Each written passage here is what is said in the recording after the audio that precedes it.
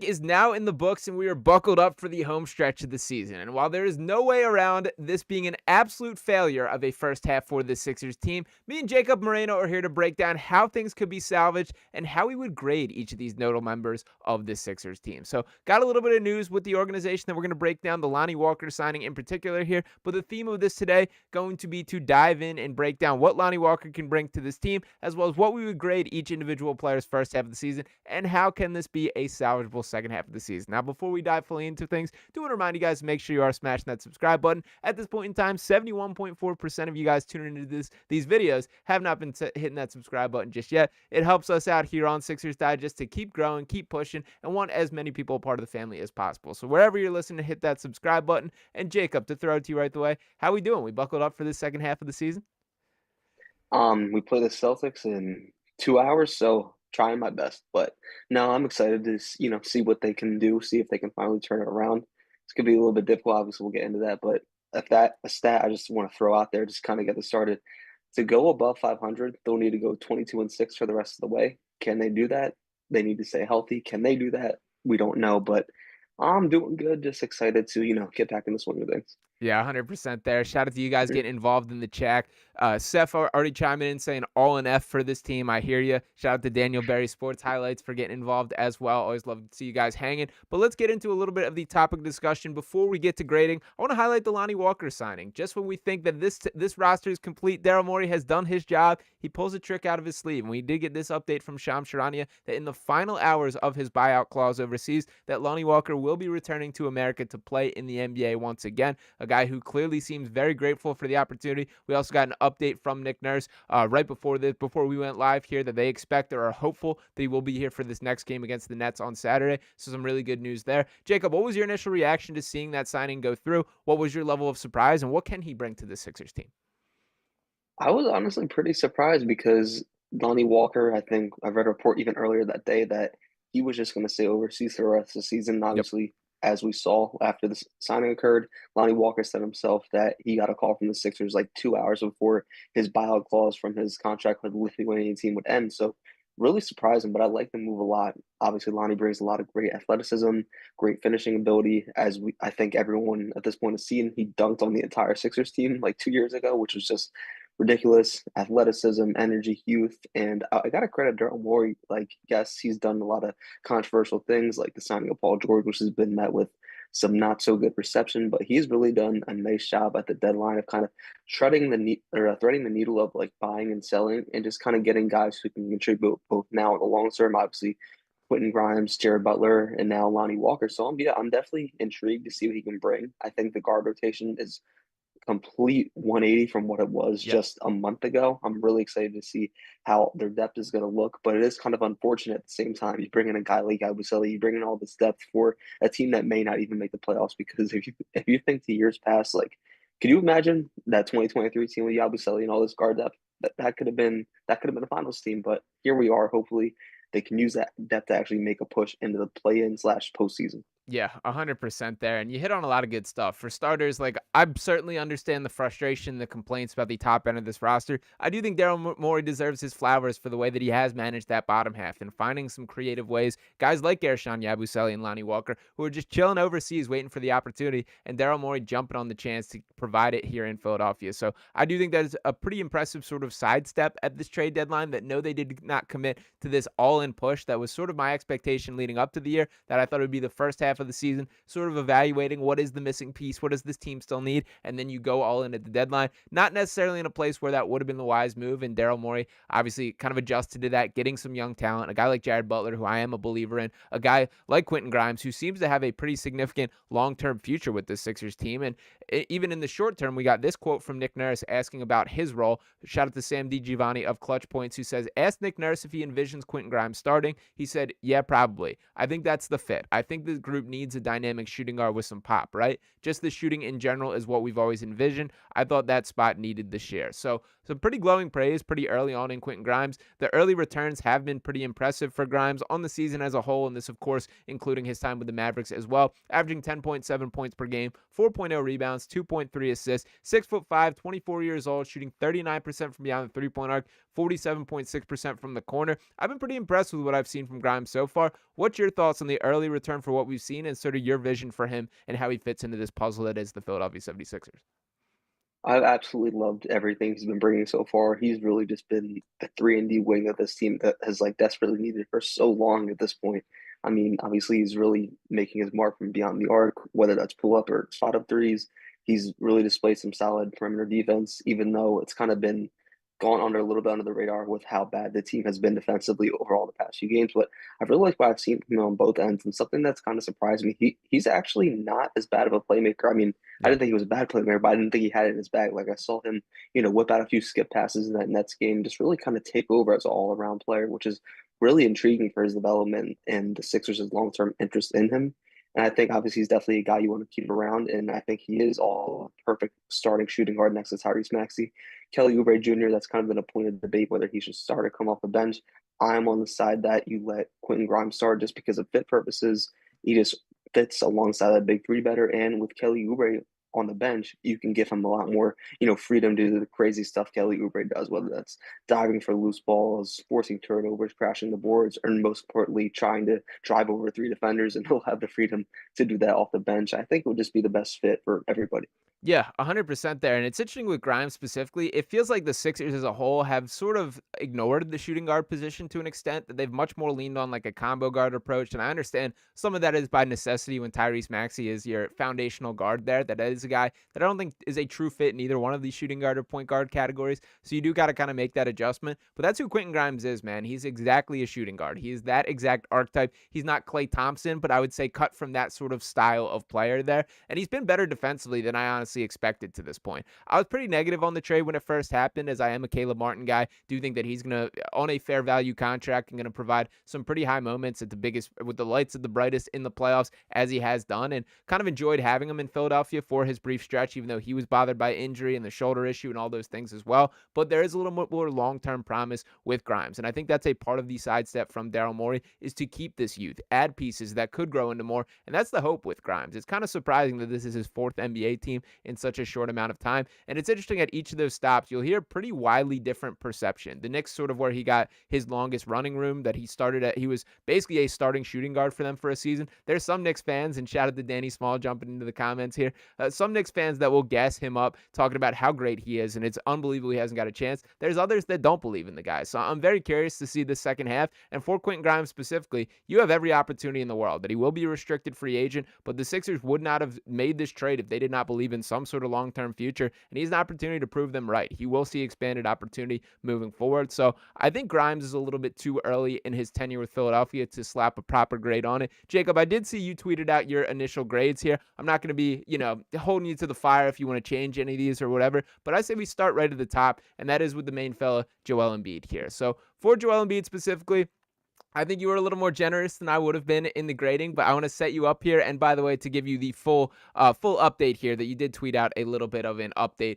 to a C plus here. So is that locking in? Are you locking in Joel Embiid at a C plus, or what would you grade his season to this point? I think I was definitely I was probably in a good mood that day. I think I was way too lenient on both Embiid and Paul George. But the thing I first want to point out, it's really bothering my OCD that I didn't put a dash next to Guerschon on that tweet. But no, for real. I think I was kind of judging it by the production he was giving when he was on the court, not necessarily like availability. If it was availability, obviously it'd be an F minus. But Yeah. I think in terms of like on court play, I think I don't know. It's hard to say because he's popped in and out of the lineup on so many different occasions. He's given you such mixed bags performances. I think strictly on court, I think it's been more good than bad. So I think I'm going to give it a C plus. Paul George, it's also a very difficult one because I think a lot of people seem to forget, and justifiably so, before that pinky injury, he was really consistent for like a 5 game stretch when he was available. I think he had like, don't quote me on this, but like 5 straight games where he had like 20 plus points or something like that on a solid efficiency. So he's had his moments this season, as much as we like along with the fan base drags him. But I think he's been solid, but obviously nothing to brag home about. I would definitely say I would stick to that D plus I said in the replies. So those are my definitely my two grades on them. And Quentin Grimes, like you said, very early to give a grade on him, but I like we said, we really love what we've seen from him so far. So yeah, those are kind of my thoughts on those three guys. Yeah, and I'll start with Joel here. I'm locking it in as a D minus for myself, and I've been a Joel Embiid apologist, debatably sitting that far on the I guess swing saw of things for where I stand on him. It's tough for me to have any belief that like this gets better this season, and it's just really frustrating because for me personally, it felt like a lot of the Joel Embiid concerns and complaints over years past were valid. That there was truth to this roster not being built appropriately, and it finally feels like it is, but it only is with him as the foundational piece. And to this point, we've seen him play 17 games this season. He has not played more than 4 consecutive games in a row, that not including back-to-backs and things like that. We're just talking games in general. He has not strapped up for more than that. That can change. That obviously, if he has a Joel Embiid like second half of the season, that certainly I would be open to bumping that up, and do hope that is the case for all the sake of the Sixers here. But the reality is, I think the lack of availability is a real issue. I've been an anti the best ability is availability guy in general and still sit on that side of things because I would rather watch 50 games of Joel Embiid rather than 82 of Tobias Harris for having those type of conversations.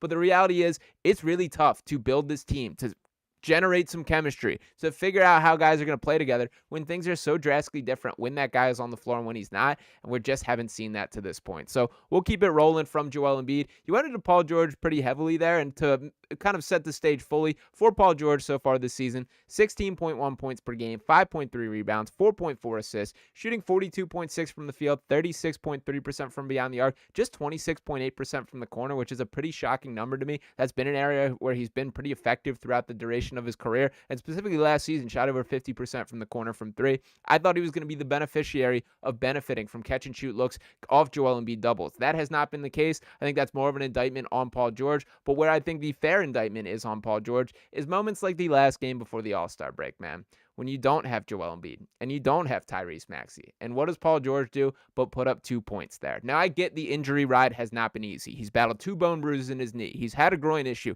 He's still dealing with an issue on his pinky finger and his non-shooting hand, which does impact, as silly as it sounds, the way you handle a basketball, the way you dribble, the way you go up to get a rebound there. And I am sympathetic to all those things. But the bottom line is, he was paid here to be a max contract player, and he has not been that. For Paul George specifically, I'll go D+ on the first half of the season. Another guy that I do hope that moves up. But what was your official grade for Paul George one more time?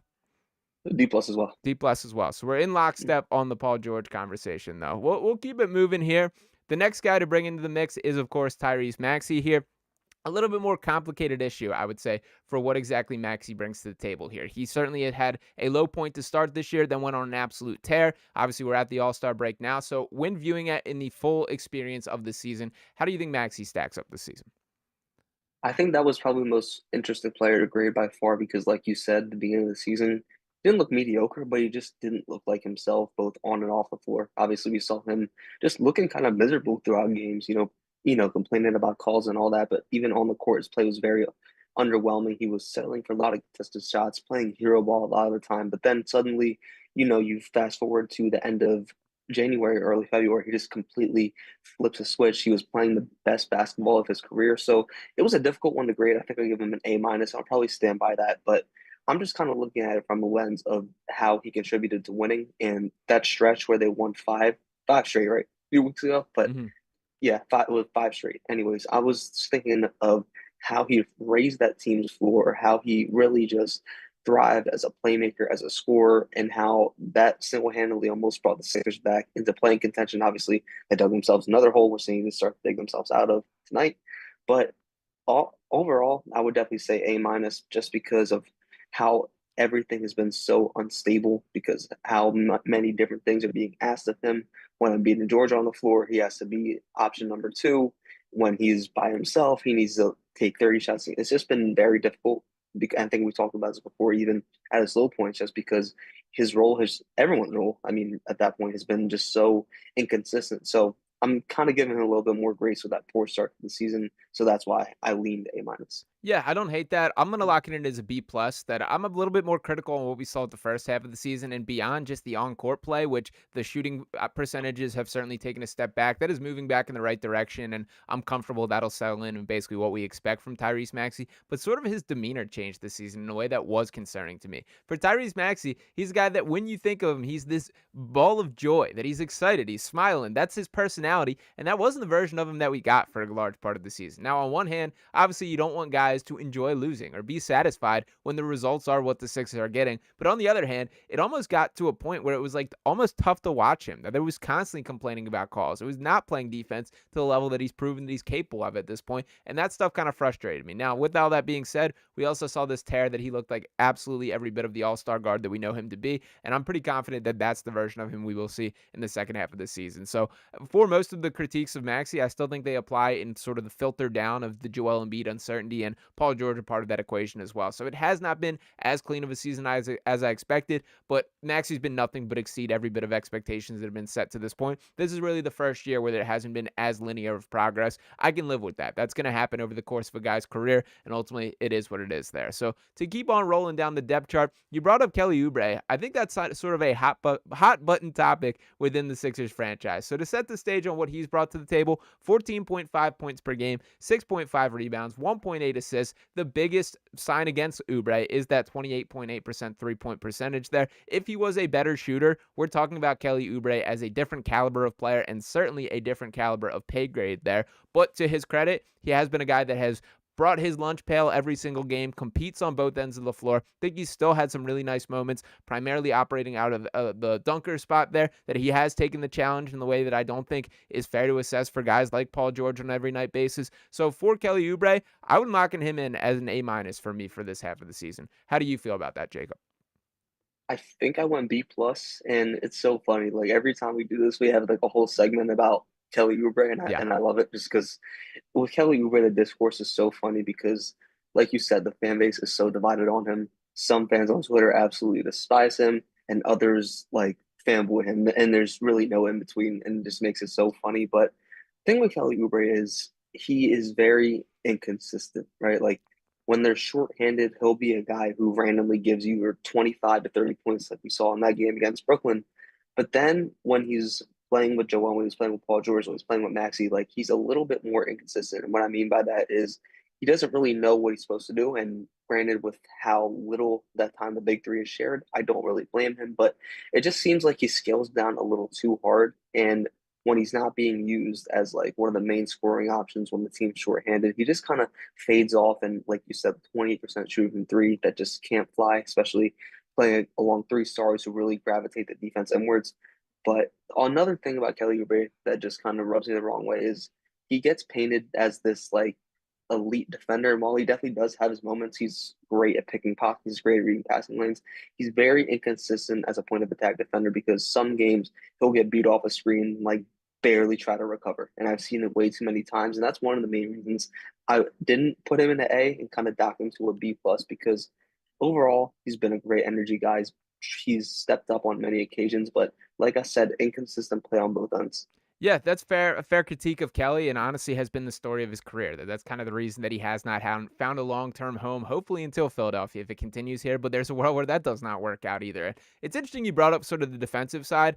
Overall, he's far exceeded my expectations of him as a defender. That I think the buy-in has been better than I expected. He definitely has his spacey moments. But a point that I want to kind of push back on that is a lot of it is I think is the Nick Nurse scheme. That Nurse continues to lean on this blitzing, trying to force turnovers technique, and you certainly see when it fully clicks the effectiveness of it. Think back to those prime Raptors teams where they had Chris Boucher and Kawhi Leonard and guys flying around on that side of the floor able to cause steals. I just don't see it with the Sixers personnel. And I've been a little bit frustrated with kind of the stubbornness to stick to that they lit up a lot of open three-pointers as a result of not forcing those turnovers, that when it works, it looks great, but it also can fall apart quite quickly. So your thoughts on the Nurse defense, and if you want to give a grade for what you would give Nick Nurse at this point, what would that be?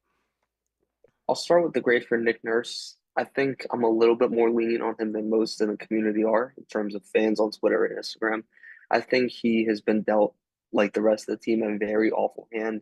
He's operating almost every game, it seems, at this point with at least four guys out. So it's hard to really, change a game plan or adapt when you have such a limited and inconsistent personnel on a game-to-game basis. But like you said, he does have his faults. I'll go into that zone now, or not zone, but I'll go into the scheme.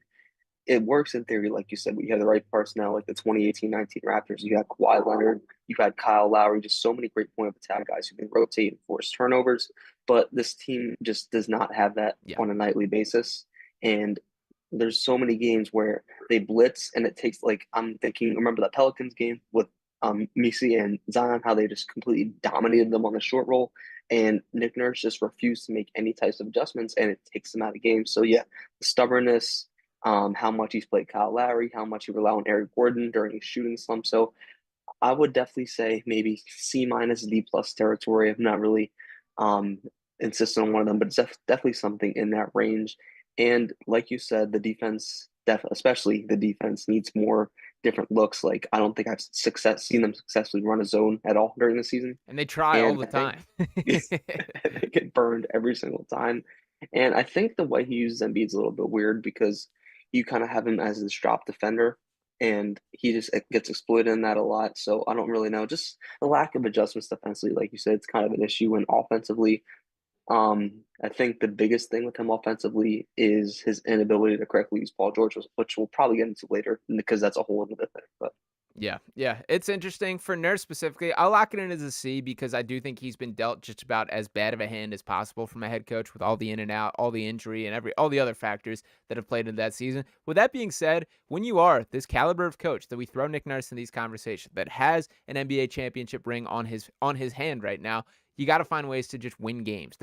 I believe an elite head coach is able to win you a handful of games throughout a season. I have not seen that from Nick Nurse yet this year, and that is concerning, both in the short and long term for me. And now, granted, it's a different skill set as a head coach to maximize a roster, make them a true championship contender. I've used this example before, but Doc Rivers is a guy who's incredibly effective at winning games you shouldn't, at getting the most talent out of guys that really don't have that much there, that you can juice it out of those teams that are undersized or undermatched in these opportunities. That's not quite the Nick Nurse skill set. Now, granted, when setting the stage for a franchise, the skill set that Nurse has as far as maximizing top-end talent, I do think is more important. But with that all being said here, we know where the Sixers sit in the standings and how the season has gone, and Nick Nurse at least has to wear that on his sleeve as well. So an interesting conversation there. To keep it moving a little bit, the guy that was my most surprising F that I have is Andre Drummond, man. I can't believe it has gone this poorly for Andre Drummond. Now, in the positives, this dude loves being back in Philadelphia. He's clearly very happy to be here. He's a good locker room guy, all those little buzzwords that we want to throw out there. But the reality is the production has just not been there,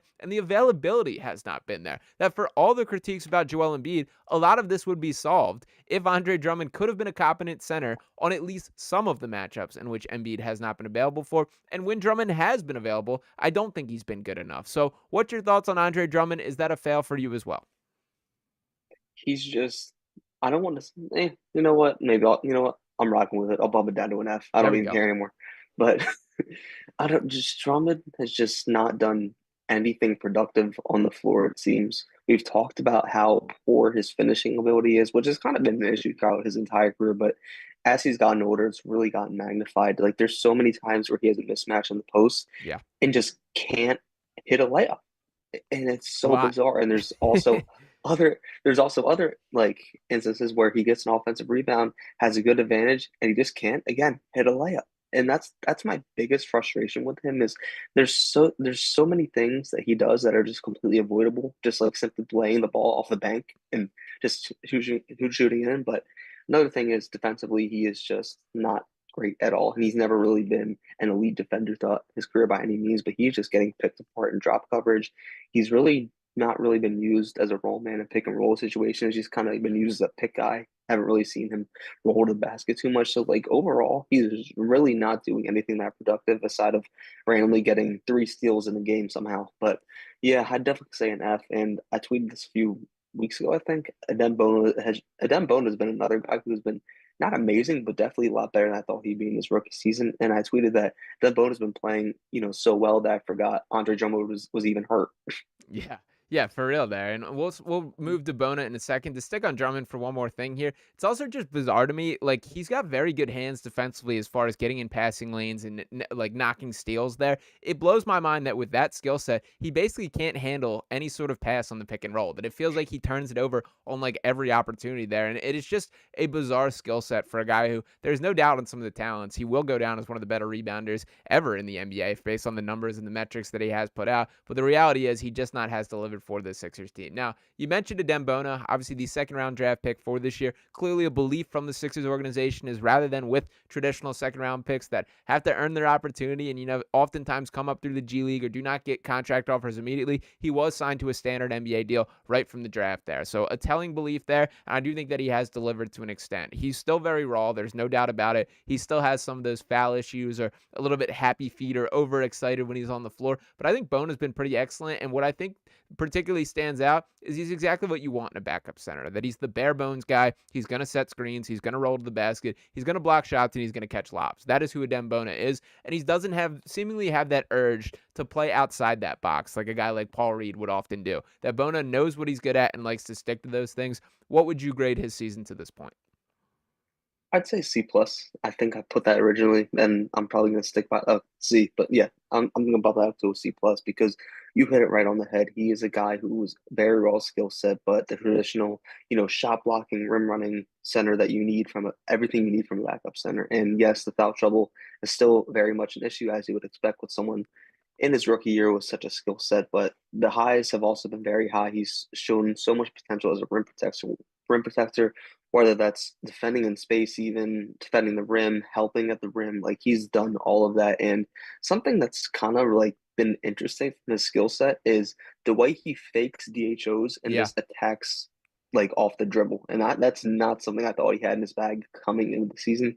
So kind of just his ability to kind of, take defenders off the dribble has definitely surprised me. He's also obviously, a DHO guy, a pick and roll guy. And like you said, he's really just has the potential to be the perfect backup center in the next few years. Yeah, 100% there. Shout out to Jeff Tezos in the chat who says B minus for Bona. I'll stick on that as well. I think it's honestly been a little bit better than a C. I think Bona has like made the most of his opportunity, which is pretty cool for a guy that like we had no clue what that level of opportunity would look like coming into the year. But I do think this is a guy that the organization has high hopes for in the long term, that he can be this backup center of the future for Joel, and then maybe more in the short term than expected, depending on how all this Drummond stuff goes down moving forward. But to keep it moving a little on this, let's hop over next. We're going to bounce around. Let's go on Guerschon Yabusele. So another bright spot, one of the rare bright spots on the Sixers team, and to fully set the stage for what he has produced this season. 11.1 points per game, 5.5 rebounds, 2.0 assists, has shot 51.6% from the field, 40.1% from three, 29 years old, and it's pretty clear at the trade deadline that the priority for the Sixers organization was ensuring there's a pathway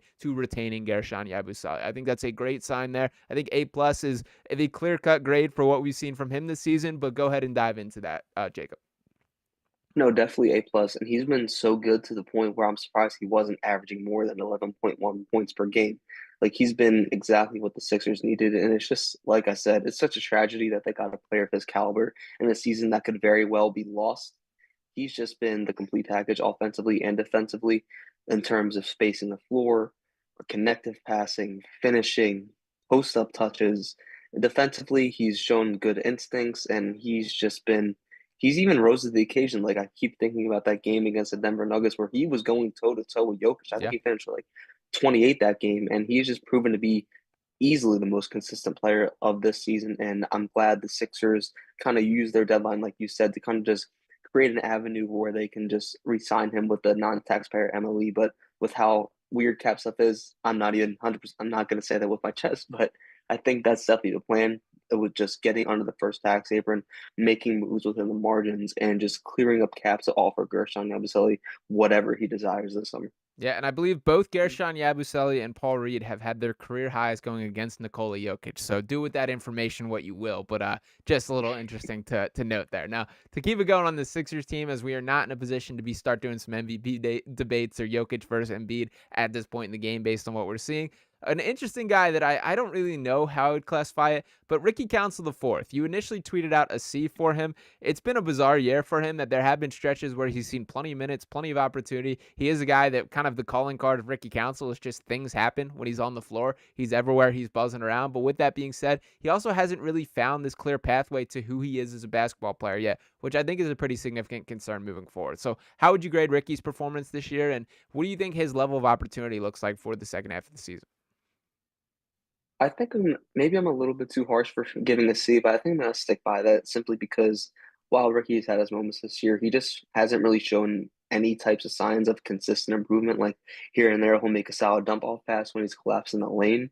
But overall, he just has been the same player as he was as his rookie year. That's not necessarily a bad thing because he's a guy who, no matter if he's starting, coming off the bench, no matter the situation, he's going to give you energy. He's going to give you hustle plays. He's going to give you offensive rebounds. He's going to give you insane drives over four defenders. He's going to give you grenade threes. So he really is just serving as like an energy guy who can kind of swing games with his intensity. And I think that's really served the Sixers well. I think biggest example of I can think of is that game against the Lakers where they straight up blew their doors off. And in the second quarter, I think Nick Nurse unleashed Ricky Council and he kind of spearheaded that effort. So he's just really been a guy who's just been all about energy. And I think he definitely has a skill set and motor to improve as a more of a dynamic offensive player. He's made some progress from beyond the arc these past few games, I think, and he obviously is remaining aggressive as a slasher. So I think it's just a matter of putting it all together, whether that's hitting guys when you collapse the defense off the dribble, hitting spot up threes, and just being having a better shot selection because many times we see him pull some outrageous threes nearly logo. So I think he's definitely still a guy with great potential, but just hasn't fully been unleashed. So maybe I'll bump it up to a C plus, but I definitely think it's that C range. Yeah, I think that's fair. I'll lock it in at a C as well. For Ricky overall, give him a lot of credit for the energy that he brings, the spark that he can provide, and the Sixers have straight up needed it for stretches this season. I don't mind having that as sort of a button for Nick Nurse to push, to just Ricky go make some things happen, go run around out there. I will say my level of optimism for him developing into like a legitimate NBA rotation player has sort of gone out the window to this point, that I just don't quite see the vision with Ricky Council. And to me, what's so important for role players is you got to know who you are as a basketball player. And I just don't think that's the case with Ricky. It's a lot of throw stuff at the ceiling and see what sticks. And there's nights where it looks awesome, it works, where he clearly has a talent for getting the free throw line, attacking the rim at a ridiculous rate. I believe this man could absolutely win an NBA dunk contest if he got the opportunity. But those aren't the skills that I'm that motivated for the 3-and-D style of player that I think he should be trying to shape himself into. So shout out to Ricky Council. Hopefully he has a couple flashes in the second half of the season to sort of increase my optimism there. But I think my long-term optimism for Ricky has sort of gone down this season. Now, a guy that I think is sort of the antithesis of him as a player is Justin Edwards. This is a guy who knows exactly who he is as a basketball player, is a confident three-point shooter, fits that 3-and-D archetype to a T. He's been a guy that already has seen his two-way contract upgrade to a standard deal, has earned starting opportunities on the Sixers team during the shorthanded stretch. A guy that I think is a comfortable A here, but how do you feel about Justin Edwards' season so far? Justin Edwards has been just excellent. You talked about the Dem Bonham making the most of his opportunity. I think Justin Edwards has done that and then some. And I think his breakout game was really against the Thunder when they were extremely undermanned. It's a little bit traumatic, but I think he had like 25 that game, and he was going band for band with the Thunder, and the Thunder were at full strength. I think besides Chet, and he was really him and Yabu were really making that close of a game. And that's kind of a moment I knew that like he has a potential, and if not already, he is an NBA player because, like you said, he's been exactly that 3-and-D wing that the Sixers need, especially at the forward position. He has been a little bit impressive driving the ball too. Like he has a lot of different things that make him such a unique prospect. And now he has a little bit of an interesting role where now because Yabusele is the only power forward on the roster, he's kind of been playing some backup power forward, even starting power forward, I think, one game. So interesting to see how Nick Nurse works that. But overall, exceptional two-way player. He's had the chance to face off against some great players like Kevin Durant comes to mind. Like he's really had a lot of tough assignments, and for the most part, he's really done his job well defensively. And like you said, the Ricky Council Justin Edwards comparison, they are exact polar opposites. Ricky Council, for his talent, as raw talented as he is, he really just doesn't know where to be on the floor, like you said. And Justin Edwards knows exactly what his role is. And you've been saying like Justin Edwards wants to make his identity be a defensive player. He's done exactly that in his rookie season. And I think that's a big reason why in this last few stretch of games leading up to the All-Star break that Justin Edwards has played a lot more minutes than Ricky Council. I think that's definitely justifiable too. Yeah, 100% there. And I know I've mentioned this before, but obviously the pride of Emotep Charter, a Philadelphia kid, a guy that I've interviewed before. I'm very impressed with how quickly it's like clicking in his brain for what he can be as a basketball player. I think like the how bad the season was at Kentucky is a little bit overblown. He still had some pretty high highs there. Still was the regular starter for just about every game, and it isn't that much of an indictment that he was outshined by guys like Rob Dillingham and Reed Shepherd, who are also NBA talents. This is not some story where this random dude is just outplaying him off the bench. These guys were first round picks, so I'm not going to hold that against him that strong. And that's sort of been the Kentucky method: is you bring in this amount of talent, as many top end recruits as you can, and let them dog it out. And unfortunately for Justin Edwards, he kind of ended at the tail end of that. Fortunately for the Sixers, that means they were able to land him on as an undrafted free agent and a guy who has more than proven his worth in this. So another little hat tip to Daryl Morey for not only acknowledging, finding, and making that happen, but acting on it pretty quickly, upgrading him to a standard contract and putting him on the team-friendly sort of pathway moving forward. So I think Edwards has been awesome. I don't think this is going to stop. I think he's clearly a Nick Nurse guy that he leans on pretty heavily.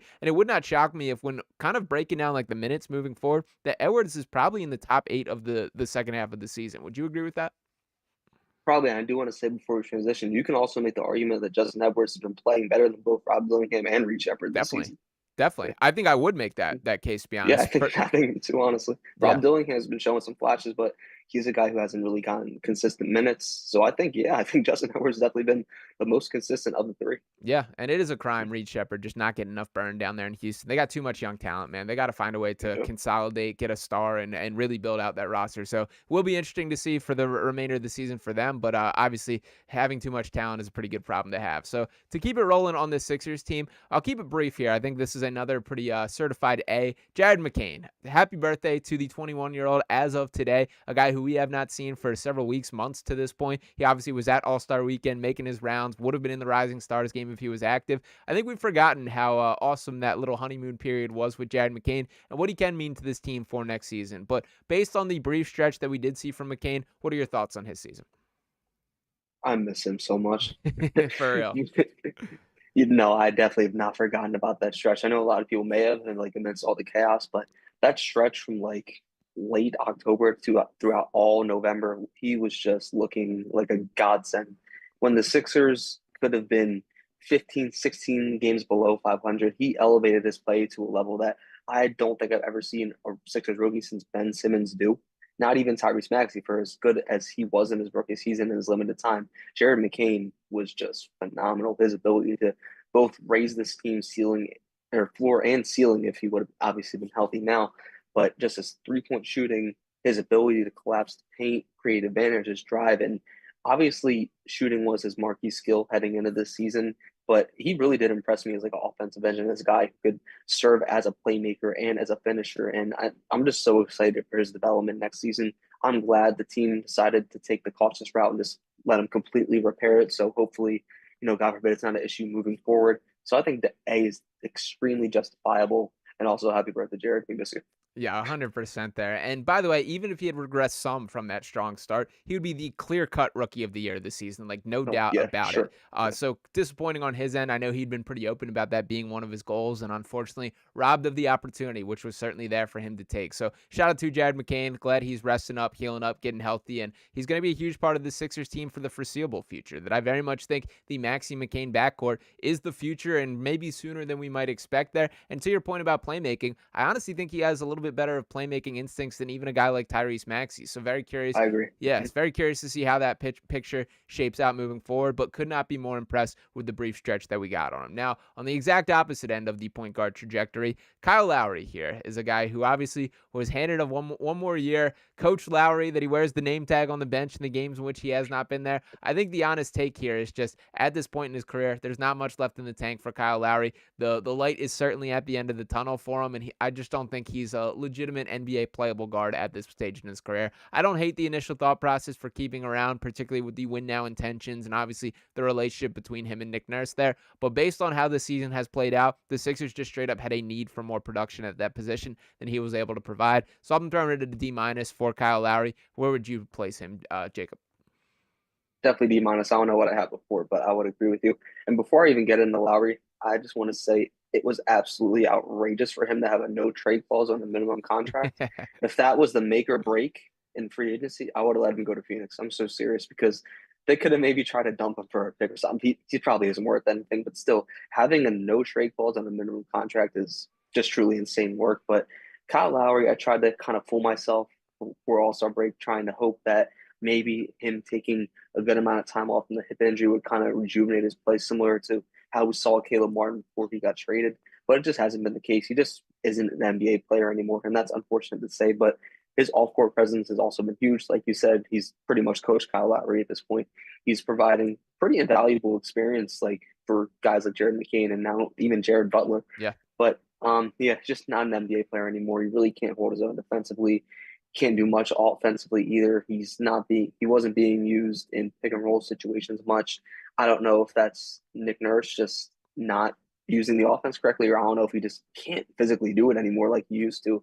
And 3-point shooting, like we said, first few games he started off ridiculous, and it's just been a plummet ever since then. So yeah, unfortunately, just not an impactful player anymore, and more than likely we'll probably call it a career after this season. Yeah, he may hop directly on the other side of the line and start coaching this team next year, and I'm totally cool with that. If he wants to be a Nick Nurse Yeah, assistant, frankly, 100%. might have been a better decision to get that process started this year based on how things have transpired. But nonetheless, would have been nice if he was able to contribute for a legitimate contender to kind of close out the season. That's what this team was designed to be and not what we have seen on the floor. So the last name that I'll mention before we shift into salvaging the second half of the season, I think this might be the end of the road for Jeff Doughton Jr. here. And it is kind of unfortunate. What sort of cemented that take was certainly the trade for Jared Butler there. This is the final year that Doughton is two-way eligible, meaning it's a standard contract or bust moving forward. He's 27 years old, which is pretty crazy. Kind of shocking to find that out there. He did represent the Delaware Bluecoats in the Sixers organization at the G League All-Star game, so shout out to Jeff for being down there. But any takeaways from him this season, and is it just kind of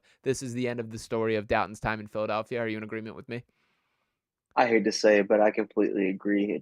He's a phenomenal G League player. Like he looks like such a like if you ever go down Delaware and watch some games, like he looks like such a complete player on both ends of the floor. But it just unfortunately just hasn't translated to the NBA, and I just don't think it will at this point because, like you said, this is last year eligibility. I think he's north of 25 years old. It's just not looking good. I met him. I briefly interviewed him. Like a really nice guy, and I hope I'm wrong, but I just don't think I am, unfortunately. And before we transition to the next player, I definitely want to give a shout out to Jared Butler because he essentially has taken Jeff Down's role on this roster. Yeah. He has made the most of his. What was he only played 2, 3 games? Like, and he's just been phenomenal. He's been the pick and roll offensive engine the Sixers have needed off the bench, especially this season with Kyle Lowry's fall off and Jeff Downton just not being an NBA player. He's really just thriving as a 3-point shooter, as a guy who collapses the defense, create advantages. He's just been all of that, and I'm super excited for what he can bring for the rest of the season, also long term, because he is a guy who I immediately looked. I didn't even realize when the Wizards played the Sixers in January. I didn't even realize he was on a 2-way contract. Yeah. That's how much he was torching them that game. But yeah, I'm glad they got him, and especially for that deal too. I know kind of getting off track here, but I do want to tip my hat to Morey because he gave up a completely unfavorable trash first round pick for 2 second round picks, which as if you keep up with Sixers, they use those second round picks well. And even if not, that could be really good ammo for a potential trade down the line. Yeah, 100% there. And also with the Reggie Jackson trade, attaching a first and pulling in 4 seconds, to me, that is a positive move just from the draft capital standpoint. So pretty impressive stuff there from Daryl. Once again, we still got to aware that this season has been nothing but disappointing as far as the actual results. So not going to go out of my way to praise him too heavily beyond that. But in full agreement about Jared Butler. That's a guy that I've loved his game since Baylor. I thought that this guy has a clear pathway to becoming like a true point guard on the NBA level. And it's been pretty shocking to me that he has not found his footing yet. So hopefully that does happen in Philadelphia. Will be very cool to see how that plays out from here. And now shifting gears to this second half of the season. So we know the state of the Sixers team in 11th place in the Eastern Conference, that they have to go 22-6 from here on out just to end 500 on the season, on pace to have their worst record since the process days. What to you, Jacob, would be a salvageable second half of the season? What to you would be viewed as a victory? Whether it is a moral victory, whether it is a place they get in the standings, what are you looking to see the second half of the year? I mean, Christ, just get the 10th seed at this point. Yeah. I don't really care how they do it or what it looks like. I think they just need to get the 10th seed. And it's kind of difficult when I'm thinking about what they should do for the rest of the season because as crazy as it sounds on February 20th, heading into the home stretch of the season, I almost feel like I still need to see more from the big three, which Yeah. is just proves how chaotic this season has been. It's a very interesting situation because the Bulls, I think, at this point have at least a 1.5 game advantage above them for the 10th seed, but they made moves obviously that has put them in more of a position to tank. So I could definitely see a world where no matter how bad the Sixers are the second half of the season, they'll be right there for the 10th seed because the Bulls are also going to be that bad. So it's interesting. I think the scary part is if they lose at the Celtics, they will be now 15 games below 500. And at that point, I think there has to be conversations. I don't want to say the season's over in one game tonight, but if you're at a certain point where you lose these next 2 or 3 games and you're 17 games below 500, I think there needs to be serious conversations of letting Joel Embiid get a surgery if he needs to, letting Paul George rest his pinky for as long as he needs, and just try to get that top 6 pick. But I think for now, for the very short term future, and I mean like this next week, I'm on the side of let them compete for the play-in because this team it has been very hard to see, but they have the talent and the depth to definitely make at least a top 10 seed, but they just haven't done it. It's just been so inconsistent, so many different things happening. So I think we've been trying to say this after every episode, but they just need to finally catch that break. Yeah, you just got to squint and they're a championship contender, you know? So, I mean, as funny as it is, like that is the outlook for the Sixers team, and they're certainly gearing up to make a run at this. Sort of my pushback and why I still think that is the right call is frankly, like looking below them, I don't see a world in which the Sixers' chances of actually getting that pick can increase in that major way. Exactly. Yeah, look around the rest of the NBA that you have teams like the Utah Jazz, Portland Trailblazers been playing better, but the Washington Wizards, all these bottom feeders that there's just no world as bad as the Sixers have been that they can catch those. And then you add in teams like the Spurs, which I think are going to enter this dance now following the Victor Wembanyama deal. So it's going to be competitive getting to the bottom of those odds in the same way that it is to actually get in the play-in tournament. And the worst case scenario to me would be to tank the season and walk away with nothing. If you don't get that draft pick, if it falls at 7 and goes to the Thunder there, that's a brutal way to live out the rest of the offseason. So I think you kind of have to go off it. And for me personally, honestly, it goes beyond the results for what I'm looking for this second half of the year. You're absolutely right that we have not seen the big three enough. Tonight against the Celtics is expected to be the 14th game that they've played together all season. That's just not enough. And beyond that, I need to see some semblance of this can work together, that these three can really play. Because to be honest, I don't feel that way yet, and I should. In theory, it works, but we have not seen the actual on-court success to this point. So need something to build off. And to the youthful guys, I think this is a huge opportunity here. Guys like Quentin Grimes, guys like Jared Butler, guys like Justin Edwards, that your opportunity to carve out a long-term role for yourself in the NBA and on this Sixers team is right in front of you. So very curious to see what we got from them. I think Grimes is who I most particularly have my eye on for what is his exact role on the Sixers team moving forward, and how does that fit into the Maxey McCain equation. So I'm certainly looking on that beyond results. Do you think this team has any chance to not just get in the play-in tournament, but potentially win it, earn a chance, and maybe even win a playoff series? I think I've been asking this question since that loss to the Rockets in November. Even if by some miracle, right, they get into the play-in or playoffs, do we trust these guys to all of a sudden have this type of cohesion where they can win do or die games? I don't care if that's a do or die game against the Bulls or the Hawks in the play-in or a do or die game against the Celtics and the Cavs. And I've said this multiple times. I don't trust this team in those situations whatsoever. They just simply don't have the chemistry. They don't have the games played. Like you said, they haven't even played 15 games yet. And I think playing is definitely reachable. And I think if you look at that play-in pool, it's definitely possible for them to sneak into the eighth seed. But even if they make the play-in, I honestly doubt that they could make it to the postseason. And I think that's the harsh reality. But kind of going back to what you said, I think another aspect of not wanting to tank is although both are seemingly not 100%, you don't know how many good or elite years you have left of Joel Embiid and Paul George. So, why not try to make the most of it, especially like you said, with how packed that race to the bottom is. It's just a very difficult situation because I think no matter which way you put it, either they lose in the play-in or they get gentlemen swept by the Cavs or Celtics. Yeah, it is difficult, and I do say like as much as I've been a little bit of a skeptic of this Cavs team, the more I watch them, the more I sort of believe, and the less I believe in the Sixers team and how they stack up. So in theory, I think they do kind of fit that category of a potential good regular season team that is not built for the playoffs. but there's still a lot more evidence why you should believe in them compared to a team like the Sixers. So it is difficult here, but I think those are battles that still could be important. That if you do have to go through a little bit of heartbreak with Paul George and Joel Embiid, that should leave something to build off there. So as unfortunate as it sounds, I do think the second half of the season is a little bit more focused on building to next year than should be the case, or we hope to be the case. But you got to go through those, in-game reps, build up some scars together, and learn how to play with each other. So I kind of share the level of pessimism that you do, that I just don't quite see it. But I would love to be wrong. We've yet to see a stretch where they've all played together, been on the same page on the floor, and who knows what that could fully look like. So that is just going to about wrap it up for me and Jacob for this stream here. Jacob, you got any final thoughts or things you want to plug for this Sixer season or for your own work individually here? I don't have too much going on, but what I will say is the biggest thing I'm just looking forward, not forward, I just hope to see at this point is just them playing basketball together for more than a 2 game stretch.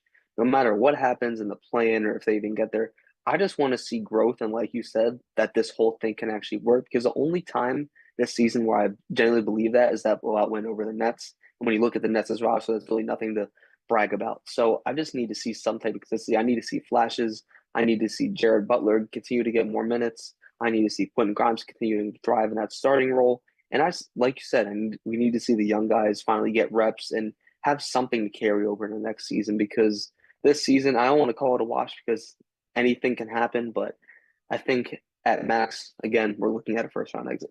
Yeah, it certainly feels that way, and I would love to be proven wrong by this Sixers team. It is fully up to them from here on out, so we will see what happens. 28 games left in the regular season before we see if they do this play-in dance or what exactly the results are from there. We're going to be on top of it from every single angle right here on Sixers Digest. So before we sign off, one more reminder to make sure you guys are smashing that subscribe button. Once again, just 28.6% of you guys tuning into these videos have subscribed to the channel just yet. Me and Jacob are going to be back chopping it up throughout the offseason. I'll be back on post-game tonight for this Sixers team with Ryan Coyle, so make sure to stay tapped in for that. Drop a like on this video as always. Appreciate each and every one of you guys, and we'll be back next time.